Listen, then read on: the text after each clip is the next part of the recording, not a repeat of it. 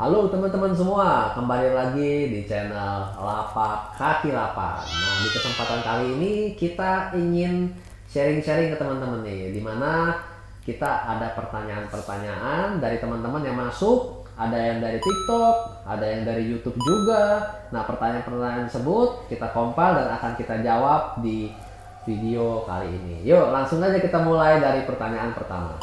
Pertanyaan dari Bang Kiori. Tartul yang pertumbuhan cepat itu tartul jenis apa kok? Oke. Mengenai pertumbuhan tarantula ya. Seperti kita ketahui ya, tarantula itu punya pertumbuhan yang berbeda-beda dari setiap jenisnya ya. Ada yang dari tipe yang pertumbuhannya cepat banget, ada yang pertumbuhannya lambat banget. Nah, setiap pertumbuhan tarantula ini itu juga mempengaruhi lifespan atau umur dari si tarantula itu. Dimana kalau tarantula yang umurnya yang pertumbuhannya cepat, otomatis umurnya lebih cenderung pendek.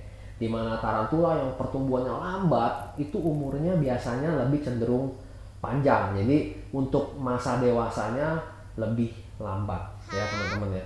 Oke, kita bahas pertanyaannya tadi mengenai pertumbuhan yang cepat ya. Untuk pertumbuhan yang cepat, umumnya dari tarantula keluarga babun. Babun yang ini dari pengalaman saya pribadi ya. Untuk babun yang pertumbuhannya cepat, mulai dari jenis Ceratogyrus. Ceratogyrus cepat teman-teman pertumbuhannya. Ceratogyrus darlingi, Ceratogyrus marshalli. Terus dari jenis Murinus OBT itu juga cepat teman-teman pertumbuhannya. Nah, berikutnya dari jenis Poecilotheria. Poecilotheria juga spesies yang pertumbuhannya terbilang cepat, teman-teman. Yang Poecilotheria formosa, Miranda itu cepat. Metallica agak sedikit lebih lambat, teman-teman. Cuma kayak Formosa, Miranda itu cepat. Nah, terus kalau misalkan kita ngomong kayak spesies Brachypelma, Grammostola, itu pertumbuhannya cenderung menengah sampai ke lambat. Oke? Pertanyaan selanjutnya dari Bro Mixi. Aman tidak jika kita pegang, gigit enggak? Oh, ini kita bahas tarantula secara umum ya. Nah, aman nggak jika dipegang? Oke ya, sebelumnya kita bahas bahwa tarantula itu ada dua tipe. Satu tipe yang newer, satu lagi tipe yang outward. Kalau mengenai tingkat keamanan, resiko tergigit ya, keamanan ini mengenai pasti masalahnya resiko tergigit atau tidak ya. Dimana kalau tarantula dari golongan newer itu resiko tergigitnya lebih kecil karena memang mereka itu bentuk perlindungan dirinya bukan dengan menggigit ya, tapi lebih ke arah urticating hair atau bulu. Sedangkan kalau misalkan resiko tergigit lebih besar ada di tarantula dari jenis outward, teman-teman. Newer, outward itu apa sih? Newer tarantula dari golongan benua Amerika.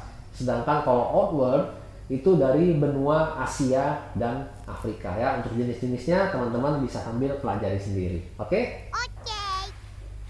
Pertanyaan selanjutnya dari Awang Yes. Bedanya low venom dan high venom itu apa? Bedanya antara tarantula low venom dan high venom itu lebih ke arah efek dari gigitan tarantula tersebut ya.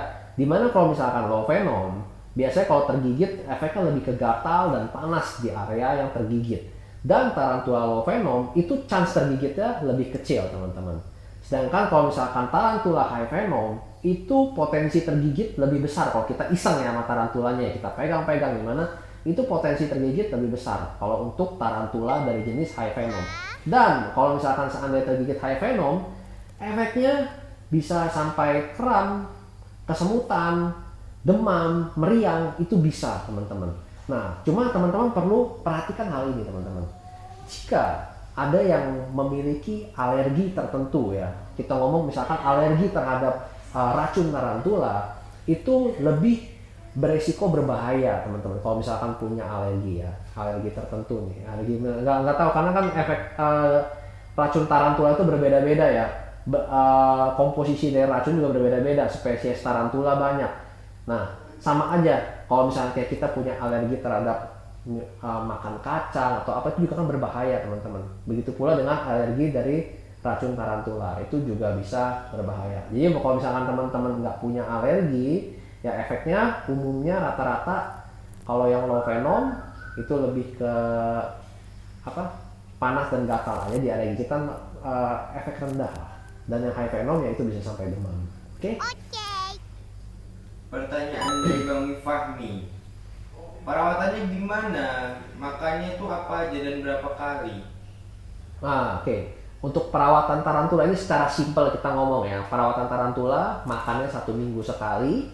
Biasanya untuk makanannya kita kasihkan ulat hongkong atau jangkrik. Oke, itu ya pertanyaannya. Iya. Oke. Pertanyaan dari Bang Jason Pin. Bakal jadi sensitif nggak tarantula kalau kita lukai?